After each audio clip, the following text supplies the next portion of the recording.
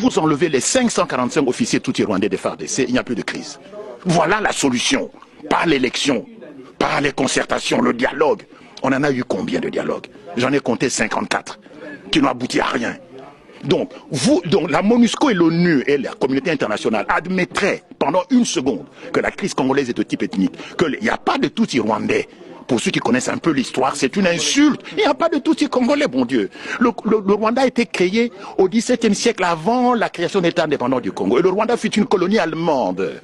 Les Allemands n'auraient jamais laissé le roi Léopold II s'emparer des populations Tutsi rwandais, n'est-ce pas? Donc, les Tutsis sont au Rwanda, qu'ils rentrent au Rwanda. Qu'il y ait des Tutsis de nationalité congolaise, oui. Mais des Tutsis congolais, il n'y en a pas parce que les Tutsis n'ont pas de terre au Congo. Il n'y a pas de terre appartenant aux Tutsis sur le territoire congolais. De même qu'il y a des Congolais qui habitent en Belgique, il y a des Balouba, des Bayansi, des Batété qui vivent en Belgique, mais il n'y a pas des Batété la belge, il n'y a pas de Balouba belge, parce que nous n'avons pas de terre ici, nous n'avons que la nationalité. Qu'il y ait des Tutsis qui ont acquis la nationalité congolaise, d'accord, mais ils n'ont pas de terre ancestrale. Nous avons la liste, qui se trouve ici d'ailleurs au musée de Tervuren, de toutes les ethnies bantous qui ont cédé leur terre au roi Léopold II pour constituer l'État indépendant du Congo. Parce que l'État indépendant du Congo, l'EIC, contrairement aux autres pays africains, a été créé par fusion de terres, par addition de terres, appartenant à une quinzaine de royaumes et d'empires et à quelques centaines de communautés traditionnelles africaines bantous. Alors que les autres États africains, les autres colonies africaines ont été créés par division. Nous, c'est par fusion, par addition des terres. Et quand vous regardez les gens dont on a additionné les terres, il n'y a pas de terre de Bami Tutsi rwandais. Il n'y en a pas. Et donc, ceux qui prétendent, les gens qui écrivent ici dans les médias, il y a une consoeur journaliste du soir qui parle de Banyamulenge et des Tutsis congolais. Mais c'est du n'importe quoi. Madame Cross.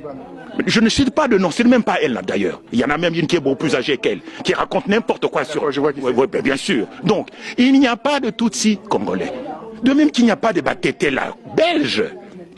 Donc, la guerre du Congo vient du fait que les Tutsis veulent créer au Congo, au dépend du territoire congolais, un Tutsi-land, un foyer national Tutsi, où ils vivraient en population majoritaire, où ils seraient plus exposés à un risque de génocide. Et ce territoire, ils veulent le prendre où? Au Kivu. C'est pour ça que le Kivu n'a pas été impliqué dans la réforme administrative. Toutes les autres provinces ont été découpées, sauf le Kivu. Et puis on nomme qui? On nomme Azarès Roubert, un Tutsi rwandais, comme ministre de la décentralisation. Tiens.